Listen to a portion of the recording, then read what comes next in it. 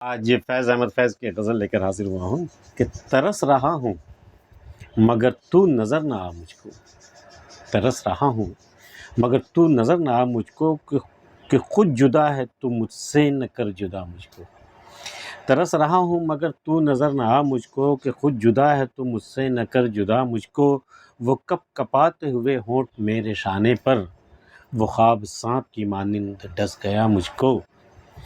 وہ کپ کپاتے ہوئے ہونٹ میرے شانے پر وہ خواب سانپ کی مانند ڈس گیا مجھ کو. چٹک رہا ہوں سلگتی چٹان کی صورت پکار اب تو مجھے دیر آشنا مجھ کو. تجھے تراش کے میں سخت منفعل ہوں کہ لوگ تجھے تراش کے میں سخت منفعل ہوں کہ لوگ تجھے صنم تو سمجھنے لگے خدا مجھ کو. یہ اور بات کہ اکثر دمک اٹھا چہرہ کبھی کبھی یہی شعلہ بجھا گیا مجھ کو. یہ قربتیں ہی تو وجہ فراق ٹھہری ہیں بہت عزیز ہیں یاران بے وفا مجھ کو. یہ قربتیں ہی تو وجہ فراق ٹھہری ہیں بہت عزیز ہیں یاران بے وفا مجھ کو.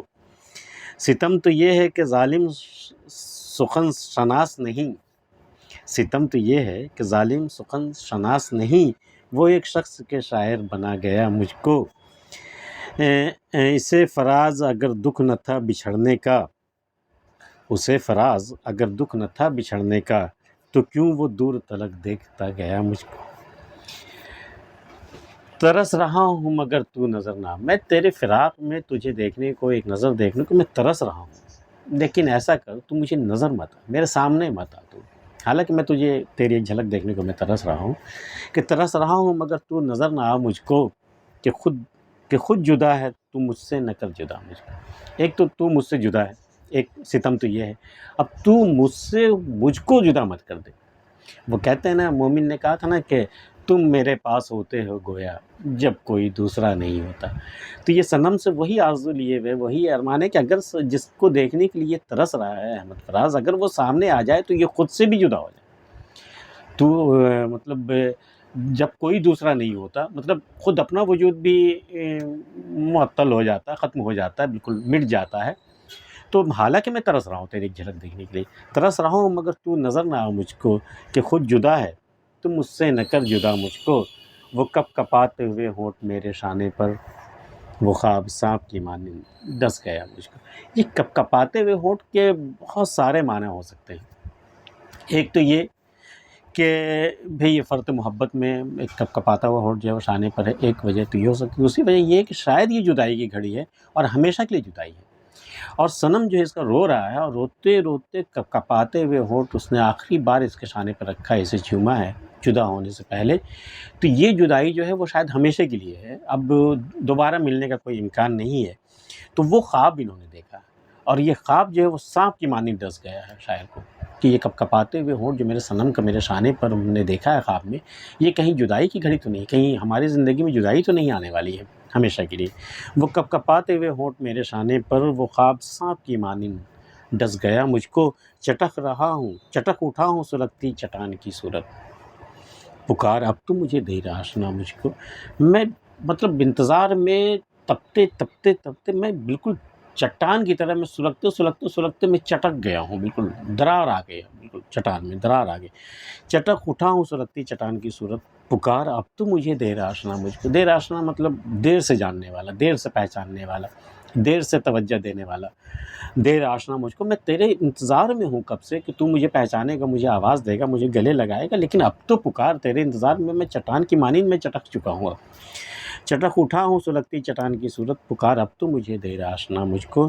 تجھے تراش کے میں سخت منفعل ہوں کہ لوگ تجھے صنم تو سمجھنے لگے خدا مجھ کو.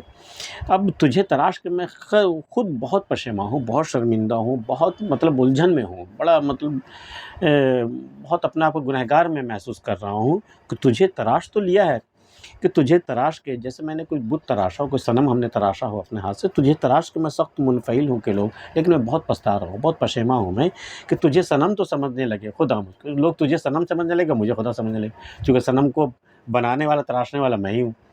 تو بھئی مجھے خدا کا درجہ مل گیا تجھے صنم کا درجہ مل گیا تو یہ مجھے نہیں چاہیے تھا.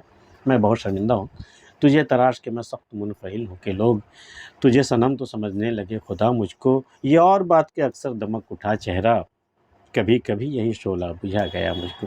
بھئی جب کبھی امید ہوتی ہے تمہاری طرف سے جب کوئی کرم ہوتا ہے، کوئی مہربانی، کوئی لطف کی نگاہ ہوتی ہے تو میرا چہرہ دمک اٹھتا ہے۔ دمک وہ چیز ہوتی ہے، چمک جو باہری روشنی سے چمکتی، دمک وہ جو اندر کی روشنی سے کوئی چیز روشن ہو جائے، جیسے ڈائمنڈ وغیرہ۔